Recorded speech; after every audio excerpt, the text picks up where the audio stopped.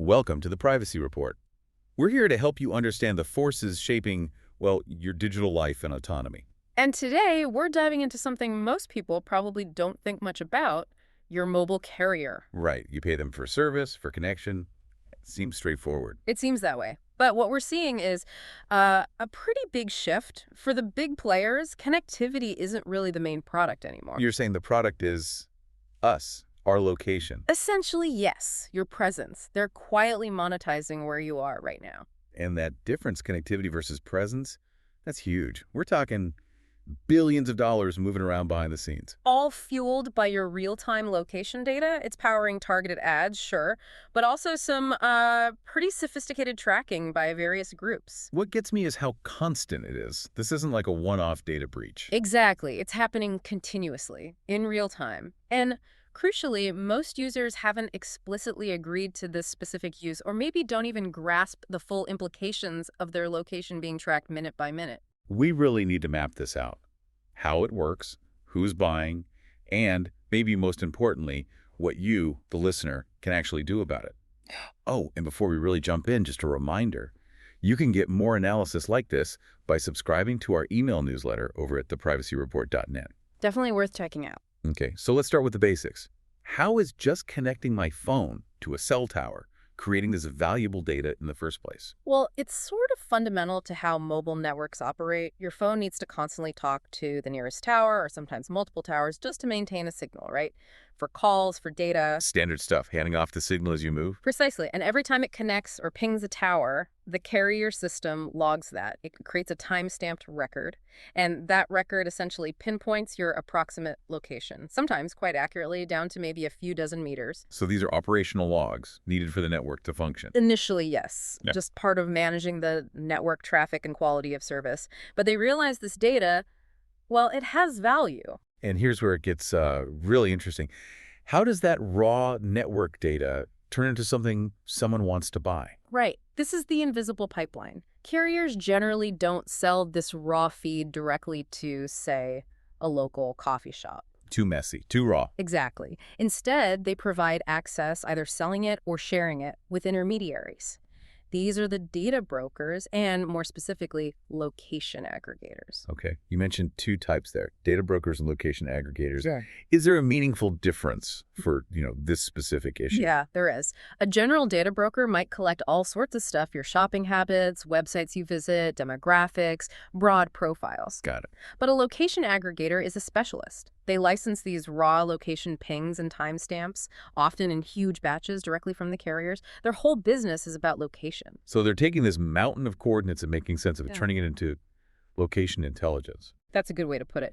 They clean it up, repackage it, maybe link it to other identifiers like your phone's advertising ID, and then they sell the insights derived from it or the processed data feed itself. And you mentioned this happens fast. Oh, incredibly fast. That's the key.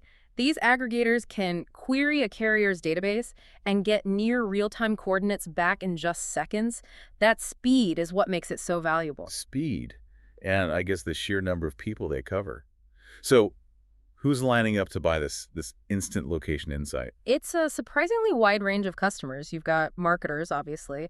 They use it for those ads that pop up when you're near a certain store. Location-based ads, yeah. Retail analytics firms are big buyers too. They track foot traffic, like how many people visited our store versus the competitor next door. When are peak times? Analyzing customer behavior in the physical world. Exactly. And then there's the government angle. Agencies or their contractors sometimes find it easier, maybe legally quicker, to just buy this commercial data stream instead of going through the whole process of getting a warrant for carrier records. Wow. So they can bypass some legal hurdles by just purchasing it on the open market. It seems that way in some cases. Now, the carriers often push back here, saying the data is anonymized before it's shared. Right, the anonymization argument. They strip out your name, your phone number. Isn't that enough? Well, no. Not really. Study after study shows that location data, even supposedly anonymized, is incredibly easy to re-identify. How so? Think about your own routine, your home location, your work location, maybe where you drop your kids off, your favorite grocery store. Just a few unique points over time are often enough to single you out from a massive data set. So even without my name attached initially, my pattern gives me away. Pretty much. Anonymization in this context is often more of a legal fig leaf than a real privacy protection. Which brings us to a really crucial point. We hear about data breaches all the time, and those are bad. But you're emphasizing that this is real-time data. Why is that distinction so critical? It changes everything. Historical data tells someone where you were. Bad, yes. Invasive, yes. But real-time data, that tells someone where you are right now or just moments ago. That enables active tracking, surveillance. Exactly. It moves from forensic analysis to active surveillance.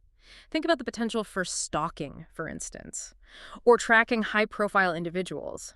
But it's not just extreme cases. How else could it be used? Well, political campaigns could target ads or messages to people attending a rival's rally while they're there. Advertisers can see you're hesitating outside their competitor's shop and push a discount to your phone right then. It turns general advertising into hyper-personalized, moment-by-moment influence. You got it. It's manipulation at a very granular level. And what makes this feel even more concerning is, well, with apps, I can usually go into settings and turn off location permissions, right?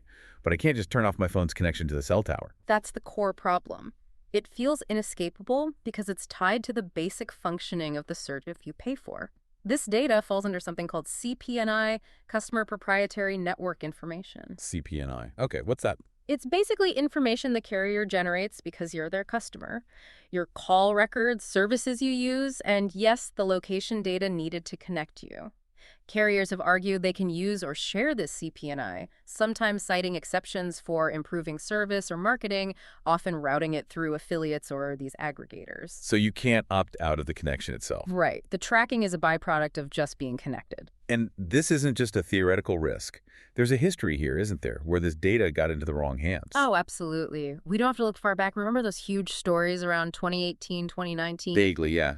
With the bounty hunters. That's the one. Major U.S. carriers were caught effectively selling access to real-time location data.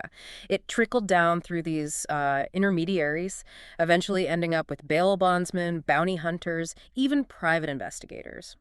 They could apparently locate almost anyone with a phone for just a few $100. That's terrifying. Just open access like that? It showed a staggering lack of control, or maybe indifference, once the data left the carrier's direct systems. And after that blew up, the carriers all promised to stop selling it like that, did they? They did make public promises, yes, big pledges to end those specific types of arrangements. But follow-up investigations and lawsuits, even after 2020, suggested that some forms of sharing likely continued. How? If they promised to stop? It often came down to the contracts already in place with these aggregators, or the data flowed through different, perhaps less direct pathways. The core issue seems to be that once the data genie is out of the bottle, once it's shared with a third party. It's almost impossible to track or control where it goes next. Precisely. The carrier might lose visibility, or the technical ability, or even the contractual right to audit how that aggregator uses or resells the data. It becomes, as you said earlier, too liquid.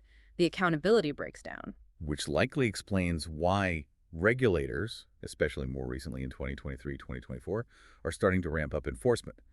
Big fines, demands for much clearer consent. Yeah, there seems to be a growing realization globally that relying on carriers' voluntary promises just isn't cutting it. They need stricter rules and real consequences. Okay, this feels like a massive system, kind of overwhelming.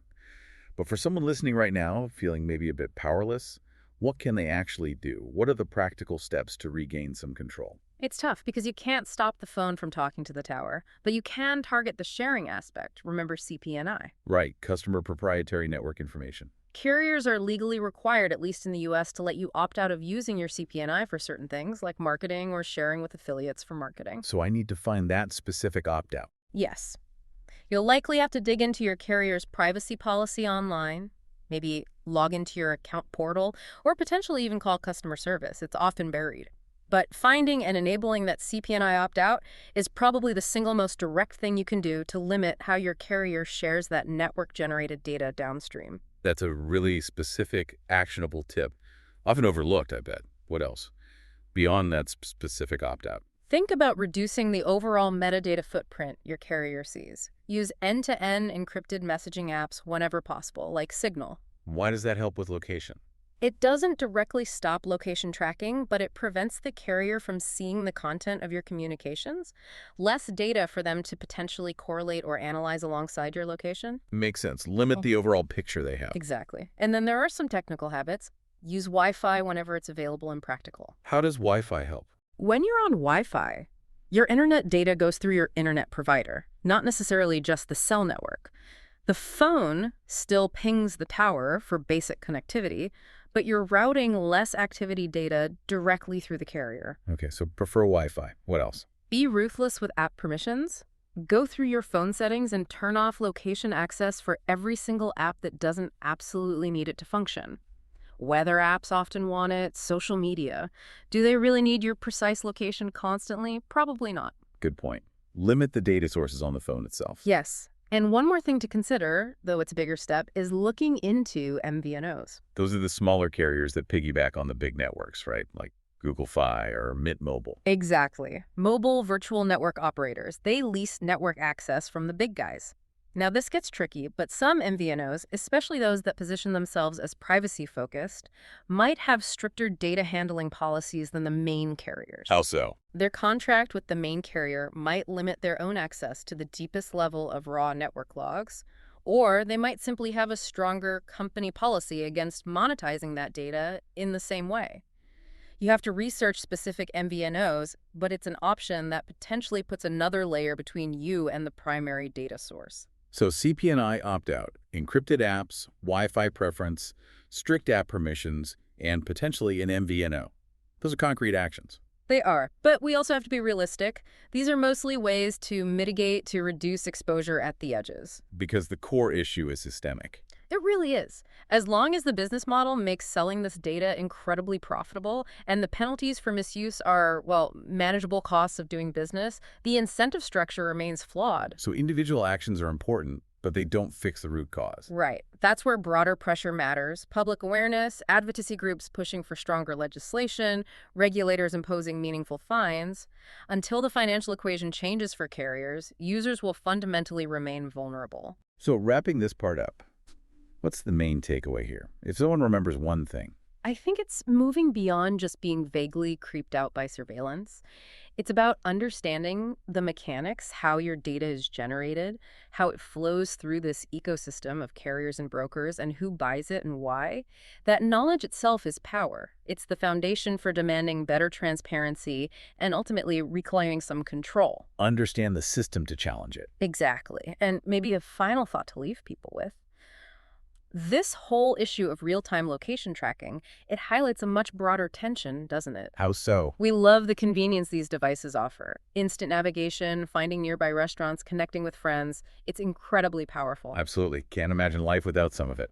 But that convenience often travels hand in hand with surveillance. They're two sides of the same coin in many ways. So the ongoing challenge for all of us is to demand and utilize the convenience, but stay constantly, consciously vigilant about the invisible privacy costs. That balance is key. A really vital point. Convenience versus surveillance. Something we all need to think about more. Well, that brings us to the end of our discussion today on the Privacy Report. Thank you so much for tuning in. If you found this useful, please do like and subscribe wherever you get your podcasts. It really helps others find the show. This episode was made with the assistance of AI. We'll catch you next time.